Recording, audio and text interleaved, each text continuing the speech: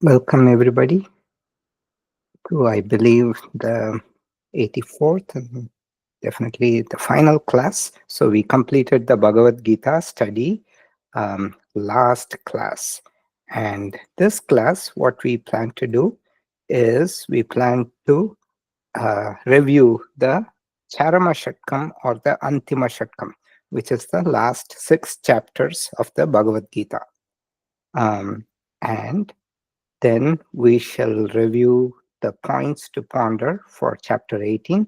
After that, people can share their thoughts and on their own experience with the Gita study. Okay, so let's get started. Okay, as we had seen many times before, the Bhagavad Gita is divided into 3 Shatkams. So there is the Prathama Shatkam, there is the Madhyama Shatkam, and the Charama Shatkam, each Shatkam consisting of 6 chapters. So this is how they are organized. The Prathama Shatkam, or the first 6 chapters, Prathama means beginning, first. So it talks about Jiva Swarupam. That is the most important thing that is discussed. Jiva refers to the individual, that is the individual person. And this individual person, the body and the mind we've seen are themselves inert, but it is powered by the electricity, like the electricity of consciousness or the light. So the consciousness is what enlivens, and then a Jata being, Jatam means it is inert. Inert being becomes alive. And that alive entity is called the Jiva. Then in the Madhyama Shatkam, the middle 6 chapters, the main topic is Ishvara. What is the nature of God? So this is where I've said many times, right? So like us, so it's a one consciousness, like sun shining on a small surface, like there's a small shiny surface, let us say, and it shines, and the surface shines. It's like a small light. It seems as though the surface is emitting light, but no, it's just reflecting the light. Then you have a large surface like the moon, and when the sunlight falls on the moon and it's a full moon, it's so bright and glorious. It enlivens a huge field, the moonlight. So that is how Jiva and Ishvara are defined. Jiva refers to this little shiny thing, that is us, and Ishvara refers to the consciousness reflecting of the entire universe.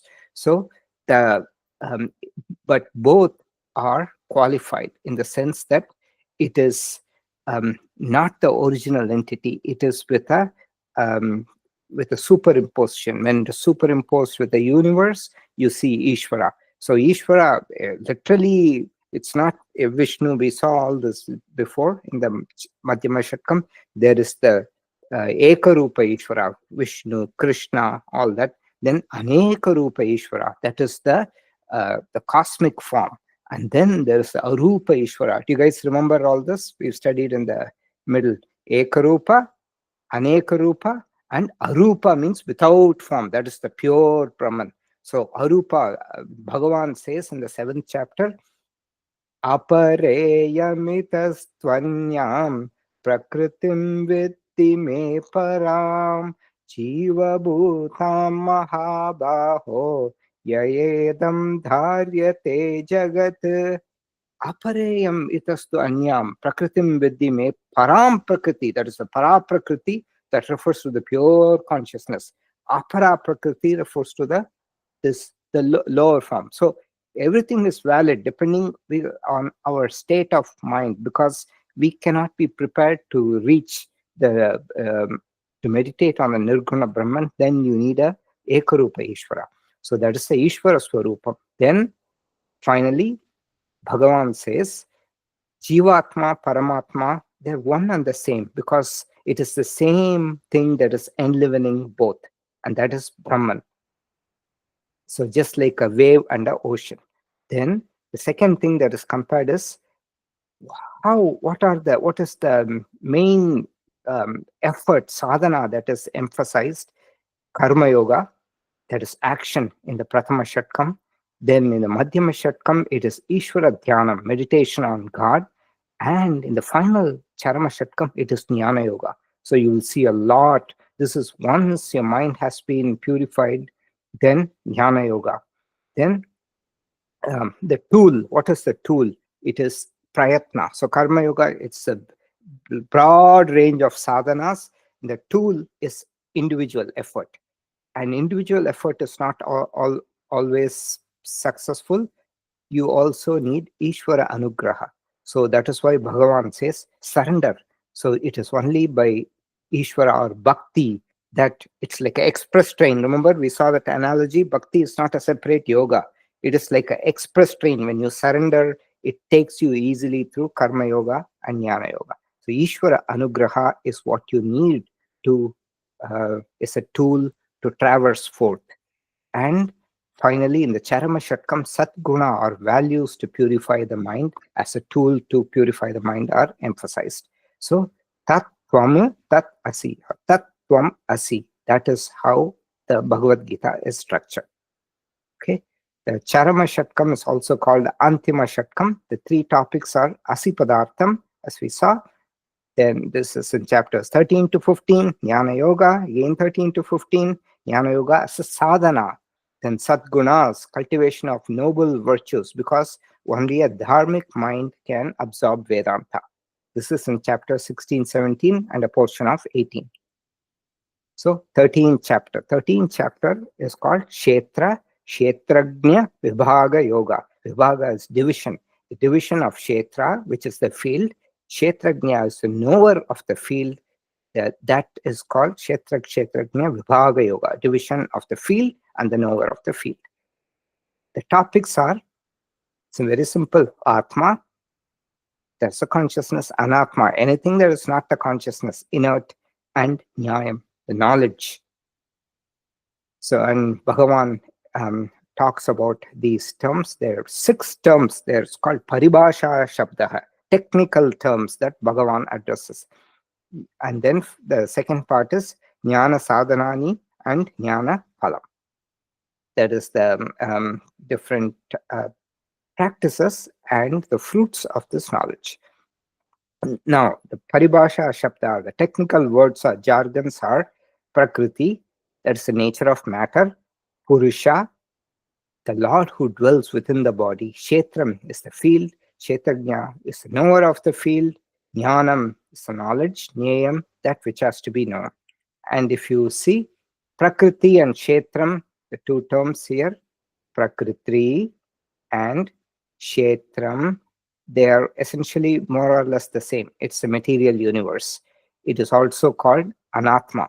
Only slight differences. Kshetram is in the context of various body. Kshetra means a field. So you can think of the field, how they divide this crop in this area, this crop in this area, and they have these, all the divisions, right? And then there is all, you see all these green things, and then there's some sand banks separating the two. Each is like a body.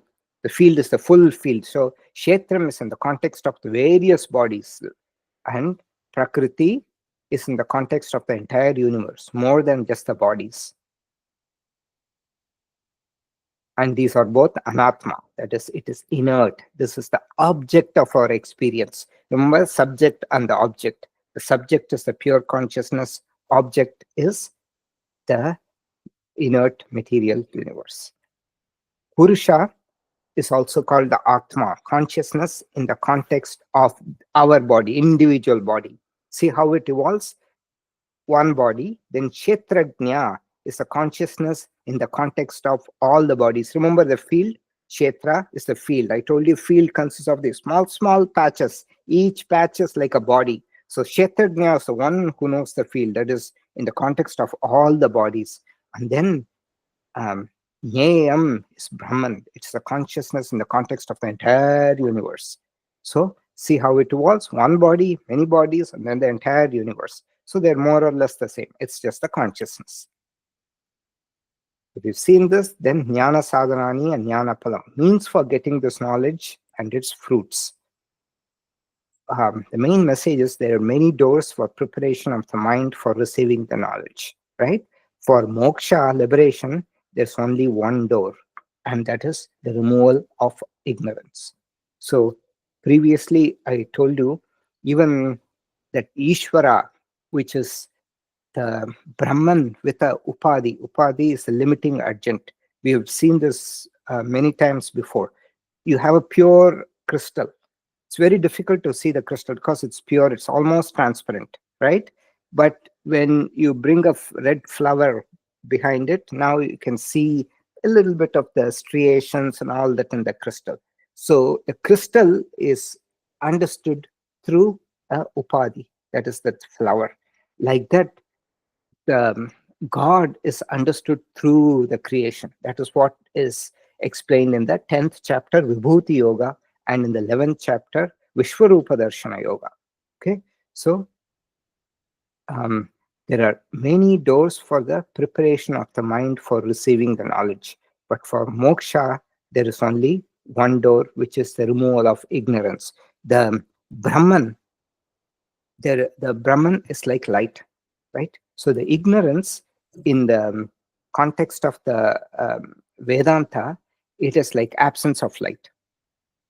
So Maya, all these terms are used. Mula Vidya, primordial ignorance. That is the wherever there is not consciousness, there is ignorance. Consciousness removes the ignorance. So there is consciousness and lack of consciousness. So these two, and this lack of consciousness is also used, the term that's used is Maya. So in Vedanta, in the highest level of Vedanta, it is also thought the state of experience we are living, it is called a mithya. We've seen that because like in a dream, the dream is real, your heart rate goes up, it creates enormous trouble. Same thing with this. This is just a different order of reality compared to your dream. The real you do not suffer, even though you don't actually, you don't suffer in a dream. Really, when you wake up, you feel fine. Like that, our experience in this life is like that. And there, this Maya, why is this happening? Because of this Maya. Because of this Maya, you don't see the consciousness fully. And the Maya comes in various forms, all the attractions in the world, our own lack of mind being impure, all that, it is from that. Anything which is inert, that is the manifestation of Maya. Okay? So that is why I said Ishvara is nothing but the Brahman and Maya. Maya manifested as the universe. Is it clear now? This is an important point. The highest reality is only the consciousness. That is the only true thing. Everything else changes. So in the 14th chapter, Gunatraya Vibhaga Yoga, that is the three gunas.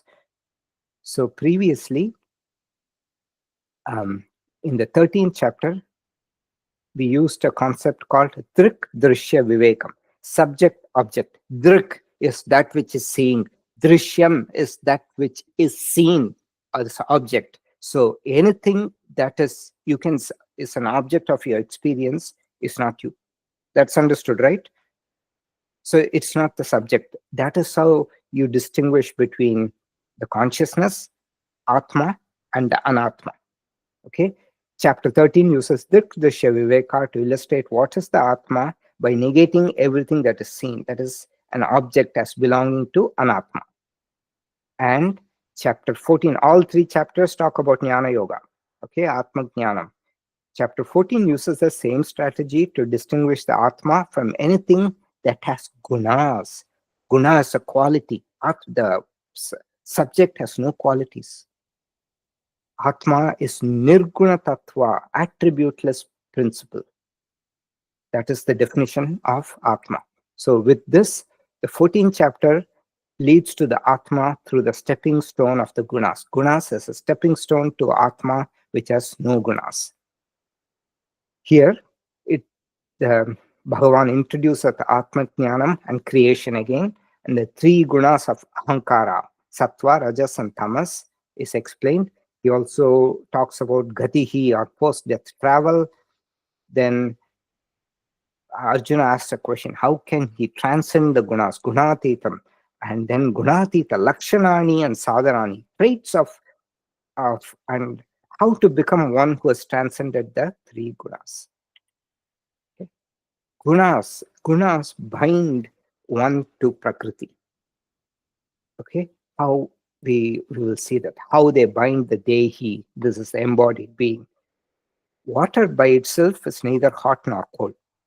When you heat the water, heat in the water is an incidental property borrowed from the fire. Heat of the water is the borrowed consciousness. Heat of the fire is the original consciousness. Like that, we have the mind, this light that is reflecting on the mind, right? And reflected, that is like the reflected consciousness, borrowed consciousness, chid abhasa. But the original consciousness is bright. So the light can shine less, depending on the state of mind and all that, right? So heat of the fire is like Atma, and here the water is maybe initially cold and it's warming up. The water, heat of the water is the borrowed heat, or the borrowed consciousness. And the water, the physical medium, is like the body. The heat of the fire is like the Atma. Heat of the water is the borrowed consciousness. The property, how quickly it conducts, the thermal conductivity of the water is like the guna. How well the mind reflects the light depends on whether you have sattva guna, rajo guna, or tamo guna. Is it understood? It's an important point. So this is how they bind the Dehi. When you go past all this, you're not bound. Even sattva binds, because sattvic people, they don't like noise. They get irritated if they're not able to study. All that, they want quiet. So even sattva binds one in a good way, but still it binds. And they want to get more degrees, all those things. Meanings of the word guna. Guna is a property or attribute. It also means a string or a rope. Therefore, guna is something that shackles one to samsara. Okay, next. So, gatihi will just, their guna lakshanam, bhandha prakaraha, mode of bondage, which we just saw, lingam, indicators to find which guna is dominant in someone, and then gatihi, post-death travel. So, the gatihi means after gati, like a fate or the eventual destination. And phalam is in this life, gatihi is post-death fruits. So we saw there are many lokas, 14 lokas. Bhuloka, Manusha Loka is in the middle. Only in Manusha Loka, new karma can be earned. In other lokas, karma can only be exhausted and not earned.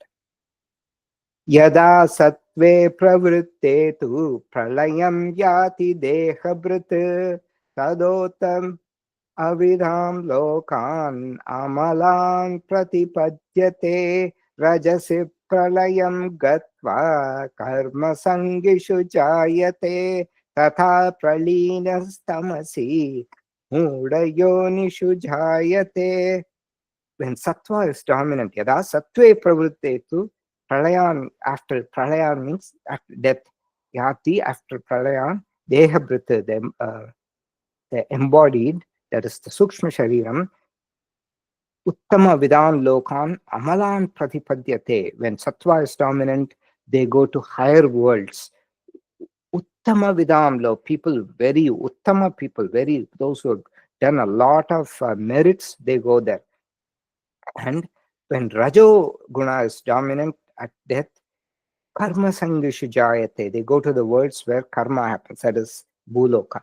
Bhuloka is the world of karma. Tatha pralinas tamasi, when tamoguna is dominant, muda yonishu jayate, the worlds of the deluded beings, they go to. Okay.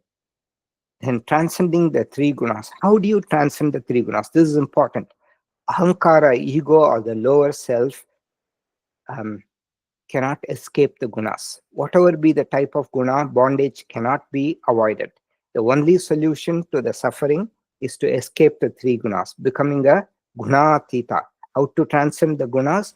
By stopping to identify with ahankara and starting to identify with the sakshi, or the witness consciousness. So this is discussed in the 15th chapter.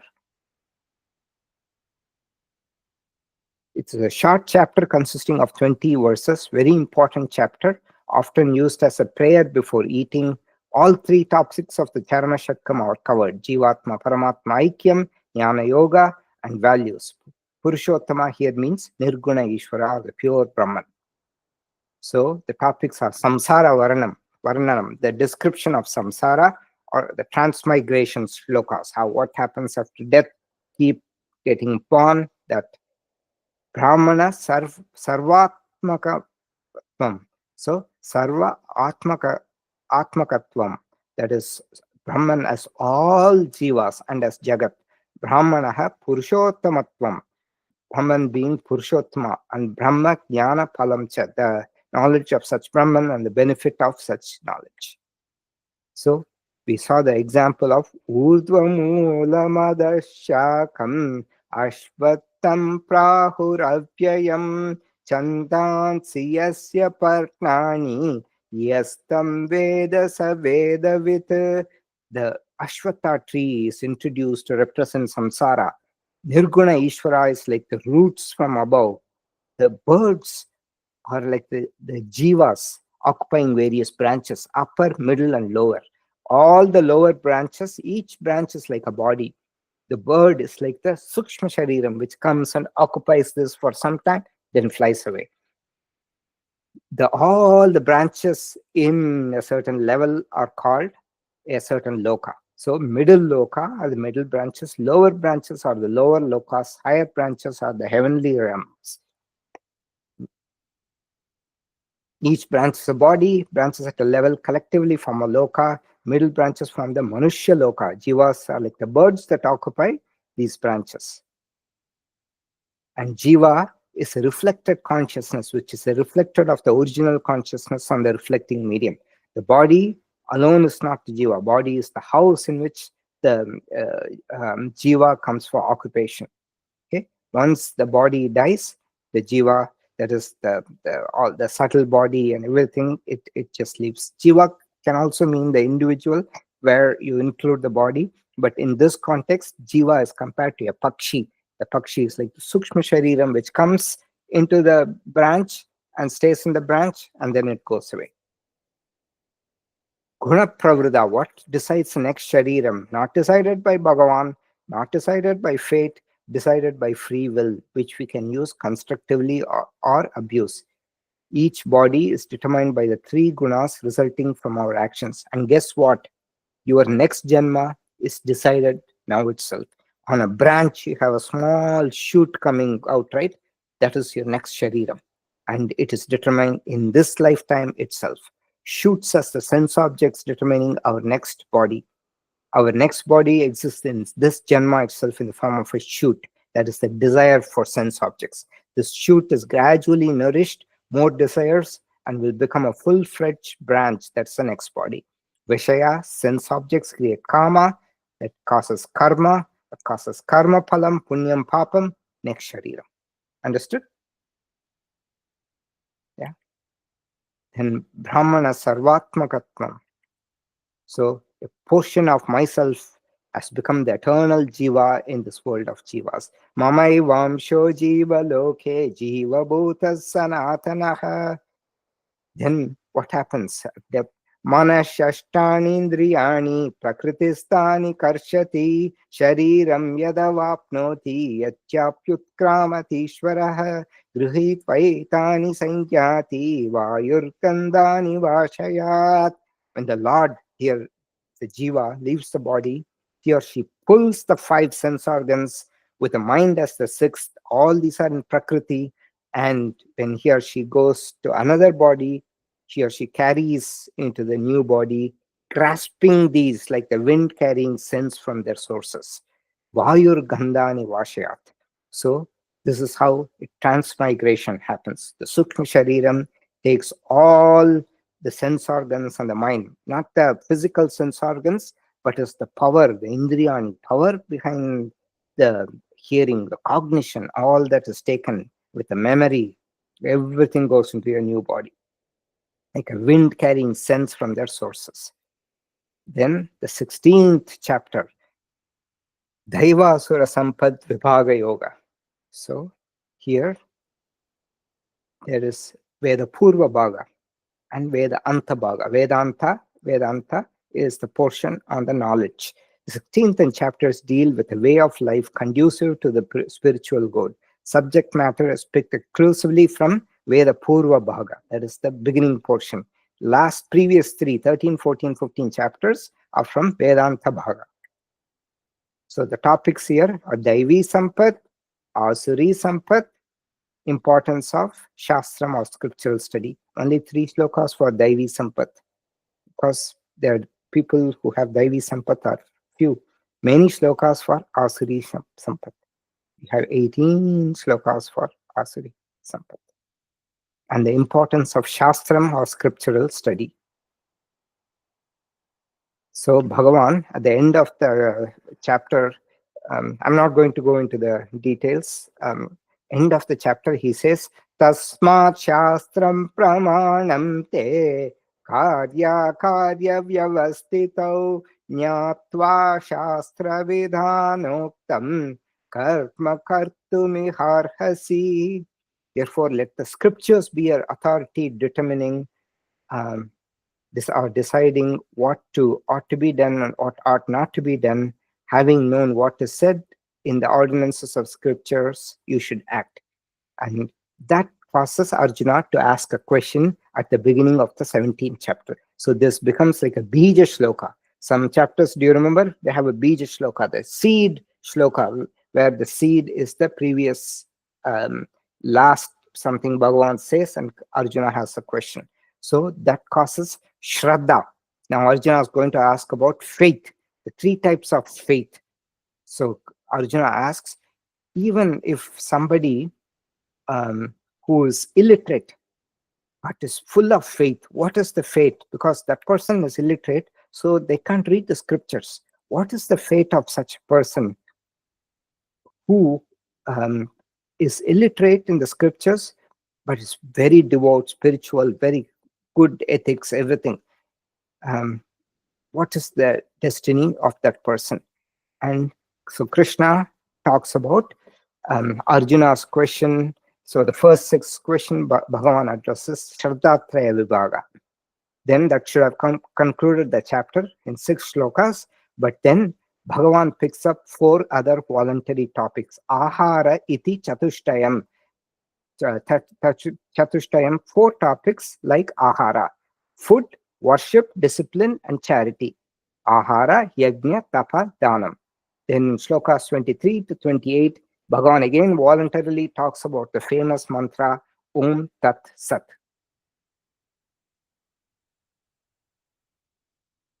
So that then we go into the final chapter, the Moksha Sannyasa Yoga. We've just completed this chapter and we are also going to revise. So I'm not going to go much into the details, but the organization of the Bhagavad Gita is like this. Chapter 2 is the Upakrama Sankshepa. Introducing krama means it is a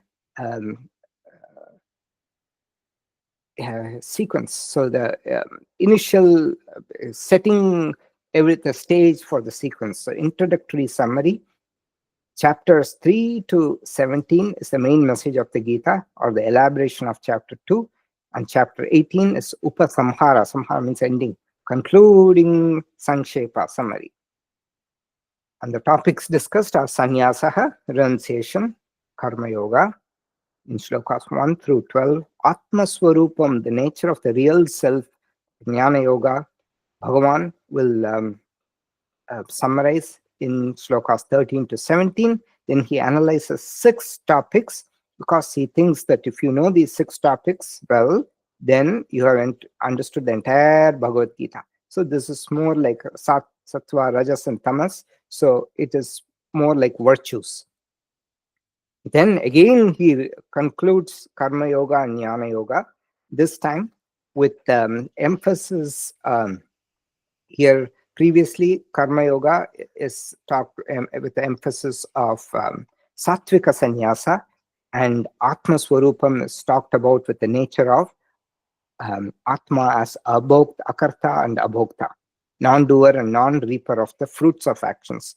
Here, Bhagavan is talking about Karma Yoga in terms of Swabhava, your true innate nature. In Jnana Yoga, he talks about in terms of Nididhyasana, Vedantic meditation, and Bhakti as an express train to take you through Karma Yoga and Jnana Yoga. Finally, Upasamhara talks about the three types of people who study the Gita and the benefits that come to them. So that concludes our summary of the Antima Shatkam.